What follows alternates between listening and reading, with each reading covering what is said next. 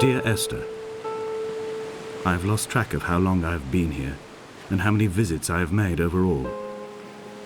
Certainly the landmarks are now so familiar to me that I have to remind myself to actually see the forms and shapes in front of me.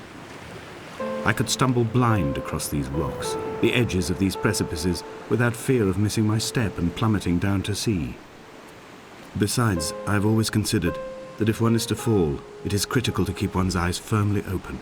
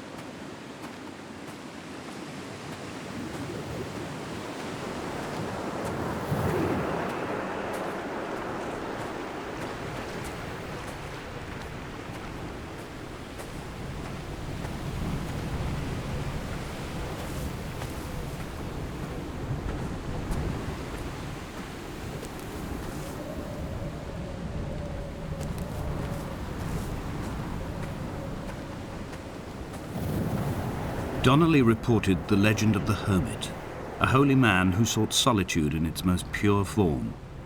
Allegedly, he rode here from the mainland in a boat without a bottom, so all the creatures of the sea could rise at night to converse with him. How disappointed he must have been with their chatter.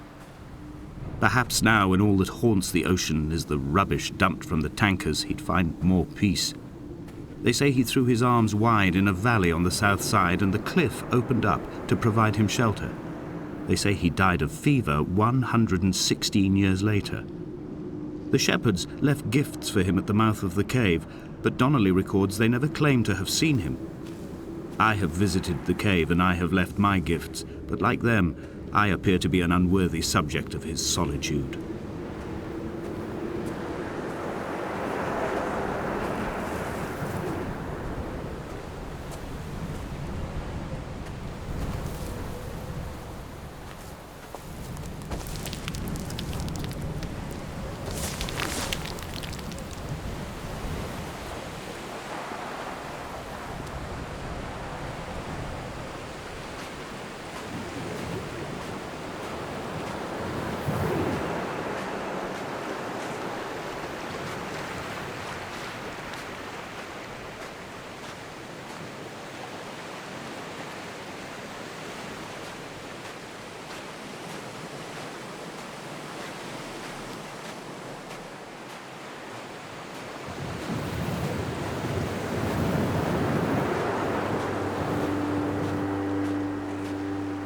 At night, you can see the lights sometimes from a passing tanker or trawler. From up on the cliffs, they are mundane. But down here, they fugue into ambiguity. For instance, I cannot readily tell if they belong above or below the waves. The distinction now seems banal. Why not everything and all at once? There's nothing better to do here than indulge in contradictions whilst waiting for the fabric of life to unravel.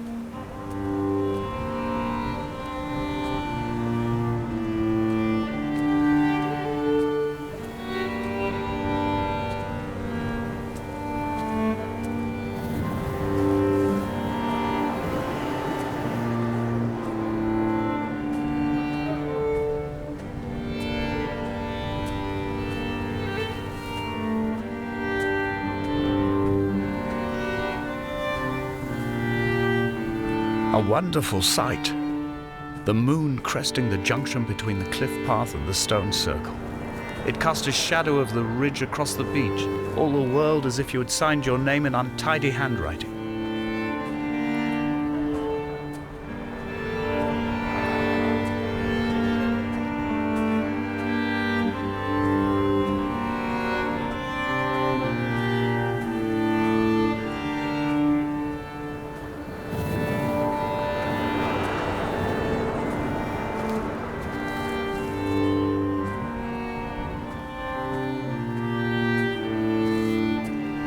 When someone had died or was dying, or was so ill they gave up what little hope they could sacrifice, they cut parallel lines into the cliff, exposing the white chalk beneath. You could see them from the mainland or the fishing boats, and know to send aid or impose a cordon of protection, and wait a generation until whatever pestilence stalked the cliff paths died along with its hosts. My lines are just for this: to keep any would-be rescuers at bay. The infection is not simply of the flesh.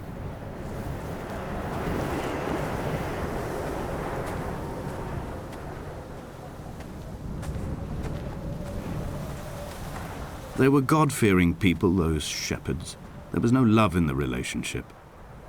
Donnelly tells me that they had one Bible that was passed around in strict rotation. It was stolen by a visiting monk in 1776, 2 years before the island was abandoned altogether. In the interim, I wonder, did they assign chapter and verse to the stones and grasses, marking the geography with a superimposed significance that they could actually walk the Bible and inhabit its contradictions?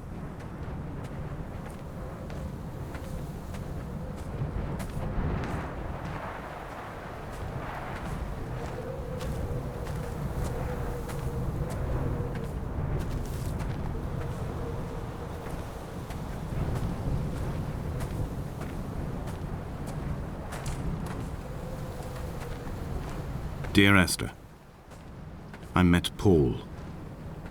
I made my own little pilgrimage. My Damascus, a small semi-detached on the outskirts of Wolverhampton. We drank coffee in his kitchen and tried to connect to one another. Although he knew I hadn't come in search of an apology, reason or retribution, he still spiraled in panic, thrown high and lucid by his own dented bonnet. Responsibility had made him old. Like us, he'd already passed beyond any conceivable boundary of life.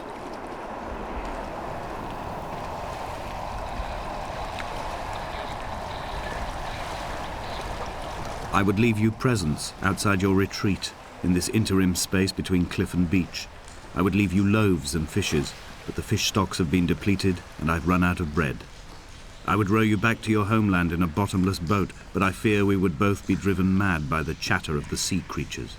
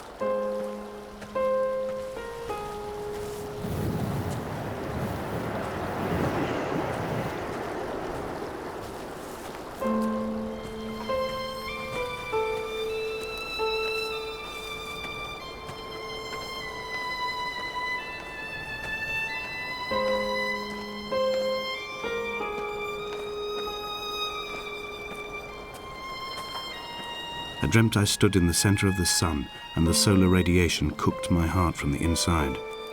My teeth will curl, and my fingernails fall off into my pockets like loose change. If I could stomach, I'd eat, but all I seem capable of is salt water. Were the livestock still here, I could turn feral and gorge. I'm as emaciated as a body on a slab, opened up for a premature source of death. I've rowed to this island in a heart without a bottom, all the bacteria of my gut rising up to sing to me.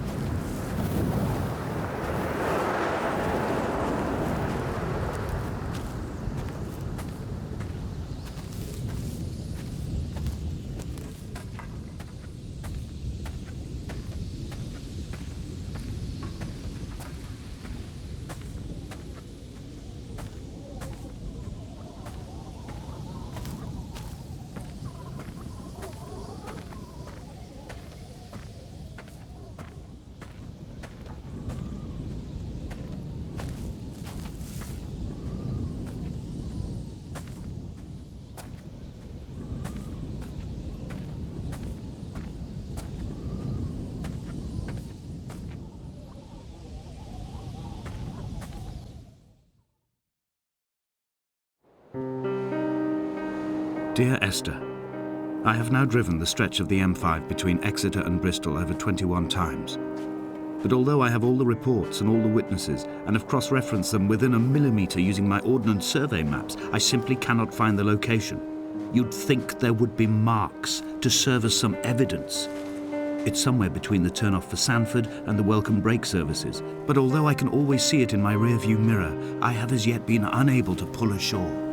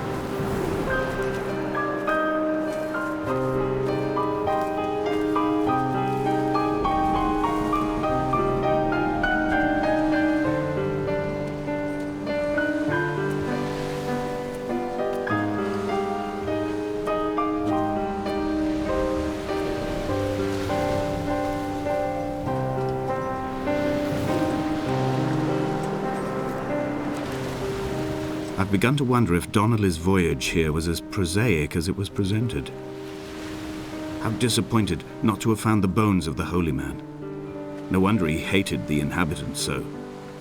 To him they must have seemed like barnacles mindlessly clinging to a mercy seat. Why cling so hard to the rock? Because it is the only thing that stops us from sliding into the ocean, into oblivion.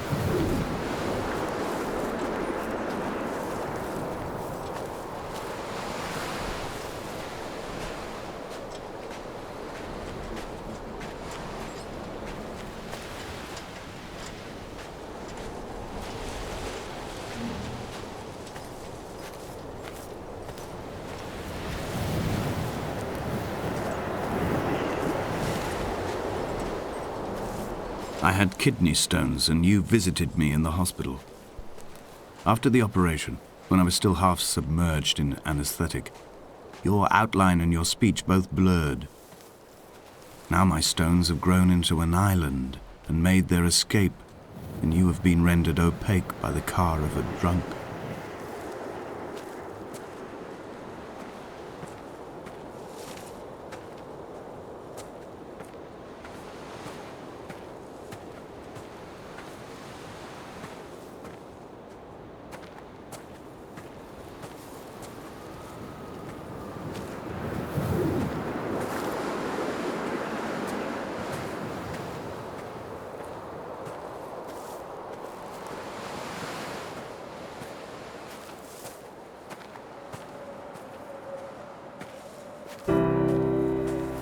I've begun my ascent on the green slope of the western side. I've looked deep into the mountain from the shaft and understood that I must go up and then find the way under. I will stash the last vestiges of my civilization in the stone walls and work deeper from there. I'm drawn by the aerial and the cliff edge. There is some form of rebirth waiting for me there.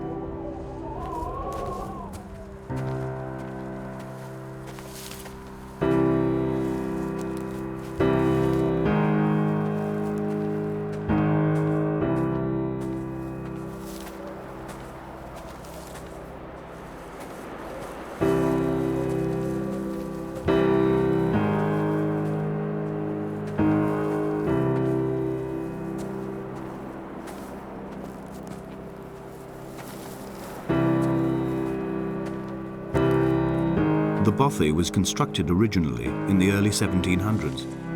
By then, shepherding had formalized into a career. The first habitual shepherd was a man called Jakobsen, from a lineage of migratory Scandinavians. He was not considered a man of breeding by the mainlanders. He came here every summer whilst building the bothy, hoping eventually that becoming a man of property would secure him a wife and a lineage. Donnelly records that it did not work. He caught some disease from his malcontented goats and died 2 years after completing it. There was no one to carve white lines into the cliff for him either.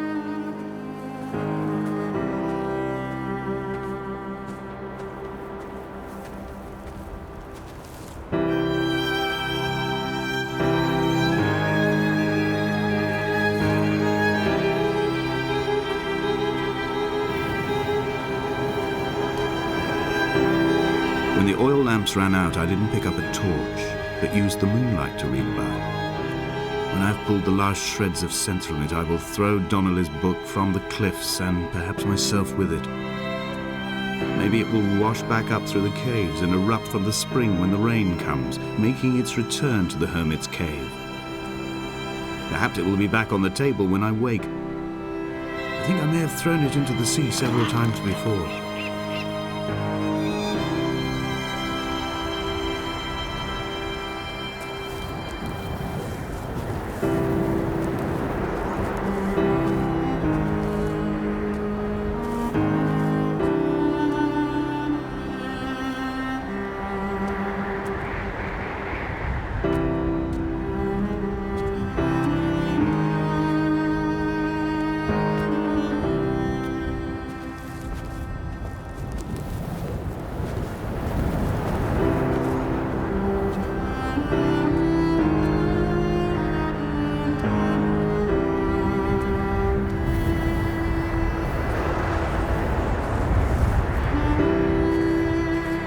In a footnote, the editor comments that at this point, Donnelly was going insane as syphilis tore through his system like a drunk driver. He's not to be trusted. Many of his claims are unsubstantiated, and although he does paint a colourful picture, much of what he says may have been derived directly from his fever. But I've been here, and I know, as Donnelly did, that this place is always half imagined. Even the rocks and caves will shimmer and blur with the right eyes.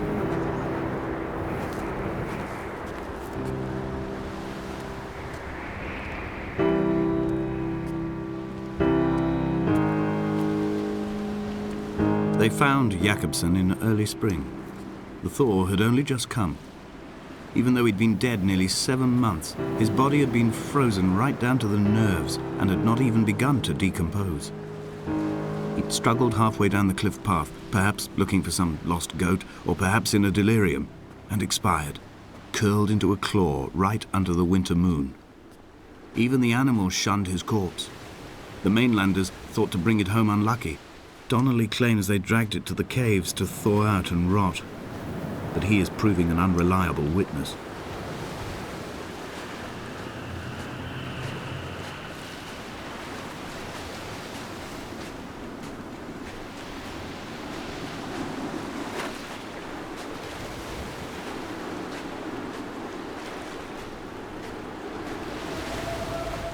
Climbing down to the caves, I slipped and fell and have injured my leg. I think the femur is broken. It is clearly infected. The skin has turned a bright, tight pink, and the pain is crashing in on waves, winter tides against my shoreline, drowning out the ache of my stones. I struggled back to the bothy to rest, but it has become clear that there is only one way this is likely to end. The medical supplies I looted from the trawler have suddenly found their purpose. They will keep me lucid for my final ascent.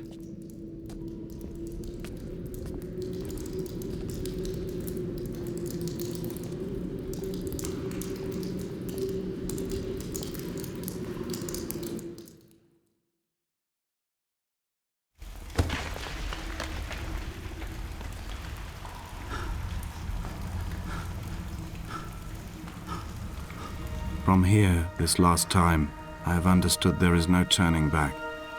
The torch is failing along with my resolve. I can hear the singing of the sea creatures from the passages above me, and they are promising the return of the gulls.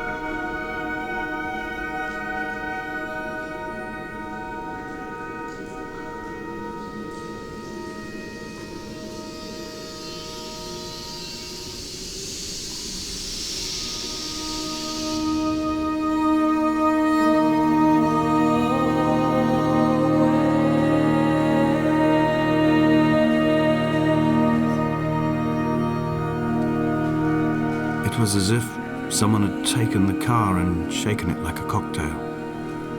The glove compartment had been opened and emptied with the ashtrays and the boot.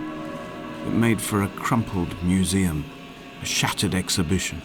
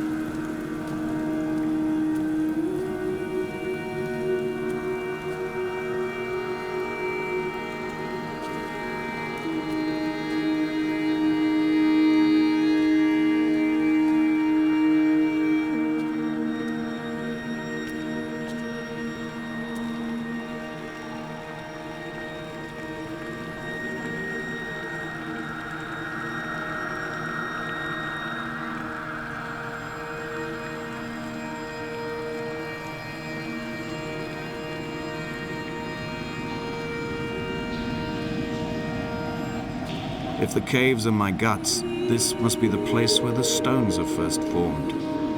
The bacteria phosphoresce and rise, singing through the tunnels. Everything here is bound by the rise and fall, like a tide. Perhaps the whole island is actually underwater.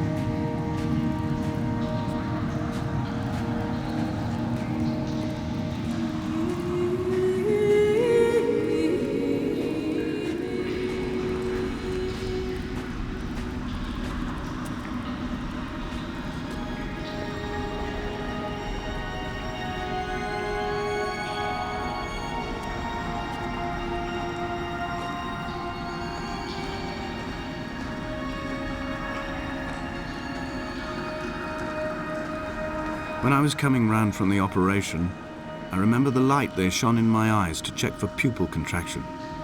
It was like staring up at a moonlit sky from the bottom of a well. People moved at the summit, but I could not tell if you